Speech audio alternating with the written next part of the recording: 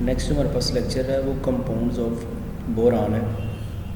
इसके अंदर हम बोरान के कंपाउंड्स के बारे में पढ़ेंगे, जो और तो उसके बारे में पढ़ेंगे।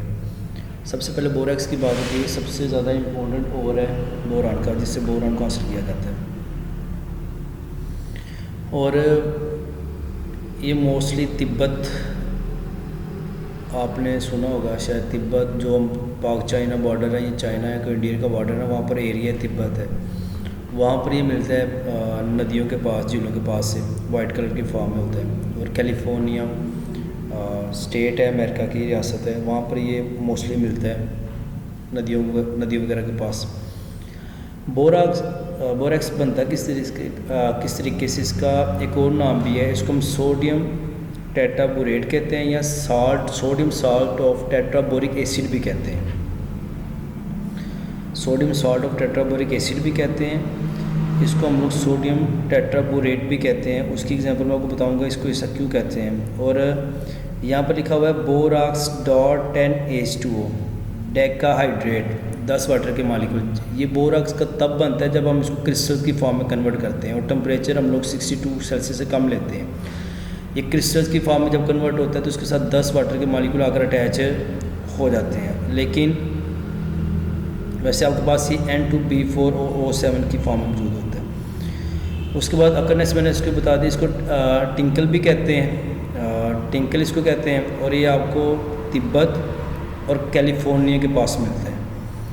और इसको मैन्युफैक्चर करने का, इस प्रिपरेशन मेथड इसके पूछे जाते हैं बोरेक्स को प्रिपेयर करने की। सबसे पहले तो मेथड है फ्रॉम टेट्रा बोरिक एसिड, जो ऊपर बात हो रही थी, सोडियम साल्ट ऑफ टेट्राबोरिक एसिड। तो ये हमारे पास बोरिक एसिड है, A3BO3 हमारे पास टेट्राबोरिक एसिड है। जब हम इसके साथ 4 लेते हैं ना, हम यूज़ करते हैं 4 यूज़ करेंगे तो ये हमारे पास टेट्राबोरिक एसिड की फॉर्म में आ जाएगा। टेट्राबोरिक एसिड साथ हम लोगों ने सोडियम कार्बोनेट लेना है। जब सोडियम कार्बोनेट लेंगे साथ हम लोग क्या यूज़ कर रहे हैं, टेट्राबोरिक एसिड यूज़ कर रहे हैं। तो देखिएगा इसके नतीजे में क्या बनेगा। सबसे पहले तो बोरेक्स बनेगा ना, N2B4O7 plus 6H2O plus CO2 बनेगा। और ये कैसे बनेगा, इसमें देखिएगा आपके पास टोटल जो आपके पास ऑक्सीजन आ रहे हैं ना, देखिए ज़रा 4 मल्टीप्लाई करेंगे 3 के साथ 12, और 3 हमारे पास यहाँ पर टोटल हमारे पास 15 ऑक्सीजन है। 15 हमारे पास टोटल ऑक्सीजन है, ठीक है। उसमें से अब देखिएगा, और टोटल हमारे पास सोडियम कितने हैं, हमारे पास 2 सोडियम है, हमारे पास 2 हमारे पास सोडियम है। 15 हमारे पास क्या है, ऑक्सीजन है। और 12 हमारे पास क्या है, यहाँ पर मौजूद है हाइड्रोजन मौजूद है, हमारे पास 12 हाइड्रोजन मौजूद है। अच्छा, और कार्बन हमारे पास टोटल कितने यहाँ पर मौजूद है, हमारे पास एक ही कार्बन हमारे पास एक कार्बन मौजूद है यहाँ पर। और देखिएगा बनेगा, सबसे पहले तो बोरेक्स बनेगा ना, Na2B4O7। इसका फार्मूला आपको याद होना चाहिए, 2 सोडियम 4 हमारे पास बोरान, 7 हमारे पास क्या है, ऑक्सीजन है। मतलब अगर हमारे पास टोटल जो 15 ऑक्सीजन थे उसमें से 7 ऑक्सीजन बोरेक्स बनाने में यूज़ होंगे, बाकी हमारे पास बचेंगे 8। देखें वाटर के मॉलिक्यूल थे हमारे पास, सॉरी हाइड्रोजन हमारे पास है 12, ठीक है। 12 हाइड्रोजन को अगर वाटर में कन्वर्ट करना है तो आपको 6 ऑक्सीजन की ज़रूरत पड़ेगी। ये हमारे पास 6 ऑक्सीजन आ गए, 12 हाइड्रोजन 6 ऑक्सीजन, हमारे पास वाटर बन गया। पीछे कितने ऑक्सीजन बचे हैं, 2 ऑक्सीजन बचे हैं और सिर्फ एक कार्बन बचा है, तो हमारे पास क्या बन जाएगा, कार्बन डाइऑक्साइड बन जाएगा। पहला मेथड क्या है कि हमने टेट्राबोरिक एसिड लिया, A3BO3 हमारे पास बोरिक एसिड है, 4 लिए, टेट्राबोरिक एसिड लिया, किसका साथ रिएक्शन करवाया, सोडियम कार्बोनेट का रिएक्शन करवाया, हमारे पास क्या बन गया, बोरेक्स बन गया, प्लस वाटर प्लस क्या बन जाएगा, कार्बन डाइऑक्साइड बन जाएगा। हमारे पास पहला प्रिपरेशन मेथड था। उसके बाद हमारे पास आता है क्लोमिनेट आ रहा है, ये हमारे पास कमर्शियल प्रिपरेशन के लिए बोरेक्स की कमर्शियल प्रिपरेशन के लिए हम इसको यूज़ करते हैं। ये बात याद रखिएगा, ये शॉर्ट क्वेश्चन में आ सकता है। इसके साथ हम लोगों ने क्या लेना है, सोडियम कार्बोनेट ही लेना है। और हमारे पास क्या बनेगा, देखो यहाँ पर 2 कैल्शियम है Ca2, और हमारे पास 2 ही कार्बोनेट है, तो ये दोनों मिलकर क्या बना देंगे, 2CaCO3 बन जाएगा। कैल्शियम कार्बोनेट भी चले गए, सॉरी कार्बोनेट भी चले गए और कैल्शियम भी चला गया। पीछे क्या बचेंगे, 4 सोडियम बच रहे हैं, देखिए इसमें से 2 सोडियम तो बोरैक्स बनाने में यूज़ होंगे ना, Na2 6 बोरान है, 4 बोरान यहाँ पर आएंगे B4। टोटल ऑक्सीजन कितने थे हमारे पास, यहाँ पर 11 ऑक्सीजन है, 7 यहाँ पर आ गए हमारे पास, तो ये हमारे पास बोरॉक्स बन जाएगा। पीछे यहाँ पर हमारे पास 2 सोडियम बचते हैं, 2 बोरान बचते हैं और 4 ऑक्सीजन बचते हैं, जो हमारे पास क्या बन जाएगा 2Na2 सोडियम, 2 ही हमारे पास बोरान बचते हैं, 4 ऑक्सीजन बनते हैं। इसको हम लोग कहते हैं सोडियम मेटाबोरेट कहते हैं। इसका क्या नेम है, सोडियम मेटाबोरेट। हमारे पास देखें क्लोमिनेट मिल रहा है सोडियम कार्बोनेट के साथ, क्या बन जाएगा कैल्शियम कार्बोनेट, बोरैक्स बनेगा और साथ हमारे पास क्या बनेगा सोडियम मेटाबोरेट बनेगा। ये हमारे पास बोरैक्स की प्रिपरेशन मेथड आ गया हमारे पास। अच्छा नेक्स्ट हमारे पास सोडियम मेटाबोरेट आएगा, उसमें हम लोग क्या यूज़ करना है, कार्बन डाइऑक्साइड गैस यूज़ करनी है और ये सोडियम कार्बोनेट और बोरैक्स में कन्वर्ट होगा।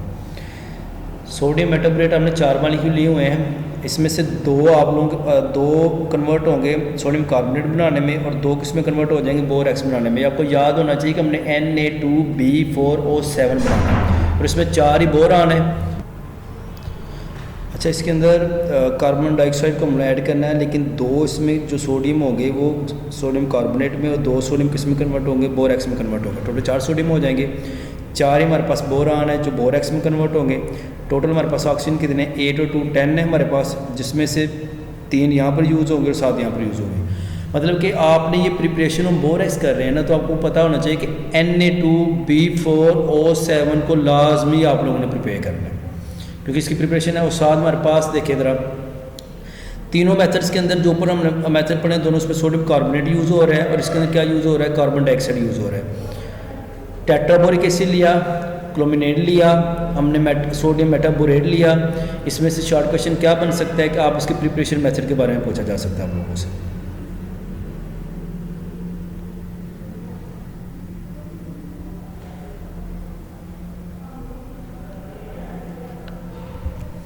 अच्छा नेक्स्ट इसकी प्रॉपर्टीज़ के बारे में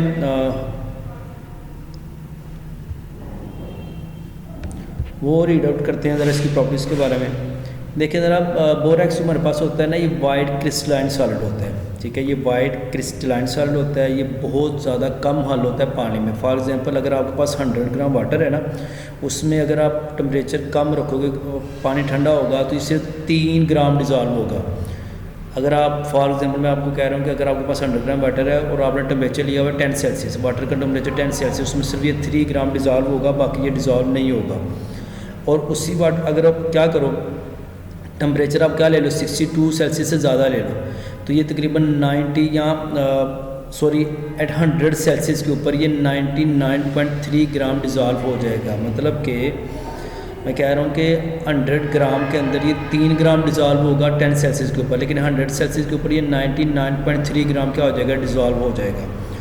उसके बाद इसकी बारी आ जाती है क्रिस्टलाइजेशन की बारी आ जाती है। कहता है अगर आप इसके क्रिस्टल बनाते हैं ना, आपको पता है जब हमारे पास सैचुरेशन सोल्यूशन आता है, सैचुरेटेड सोल्यूशन हमारे पास क्या होता है कि हम पहले डिज़ॉल्व करते जाते फिर एक ऐसी लिमिट आती है वो डिज़ॉल्व होना बंद हो जाता है सोल्यूट सॉल्वेंट के अंदर, तो उसको कहते हैं सैचुरेटेड।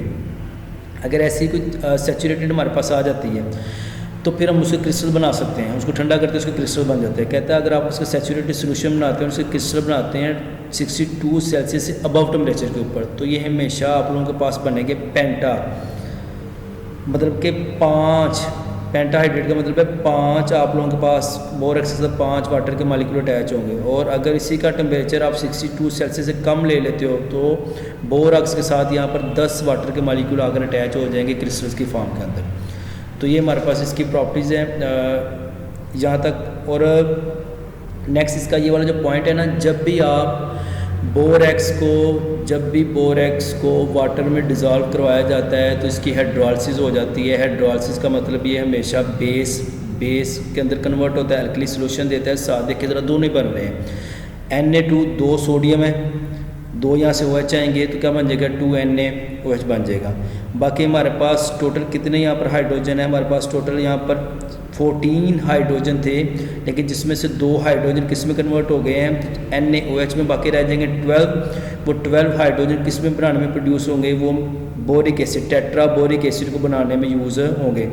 लेकिन 12 हाइड्रोजन आ गया हमारे पास, 4 हमारे पास क्या है बोरान है, और हमारे पास ऑक्सीजन हमारे पास कितने हैं 12 हमारे पास क्या ऑक्सीजन, यहाँ पर 12 ऑक्सीजन है और 2 यहाँ पर 14 ऑक्सीजन थे। यहाँ पर भी देखें 7 Na2B4O7 में 7 ऑक्सीजन है, 7 H2O में यहाँ पर भी 7 है, टोटल 14 बन गए। यहाँ 2 यूज़ हो रहे हैं NaOH में और 12 यूज़ हो रहे हैं बोरिक एसिड के अंदर। तो यहाँ पर भी कितने हो गए टोटल 14 हमारे पास ऑक्सीजन यूज़ हो रहे हैं, जिसमें से 2 NaOH बनाने में और बाकी सारे के सारे किस्म में बोरिक एसिड बनाने में यूज़ हो रहे हैं। और हाइड्रोजन भी हमारे पास 14 है, 2 NaOH में, 12 किस्म में यूज़ हो रहे हैं बोरिक एसिड में और 4 बोरान है जो बोरिक एसिड में यूज़ हो रहे हैं। अब यहाँ पर अल्कली भी बन रहा है, मतलब हमारे पास NaOH भी बन रहा है, हमारे पास बेस भी बन रहा है, हमारे पास एसिड भी बन रहा है, लेकिन एसिड हमारे पास वीक है, अल्कली हमारे पास क्या है वो स्ट्रॉन्ग है। तो इसलिए हमारे पास क्या करता है हमेशा बेसिक सोल्यूशन देता है।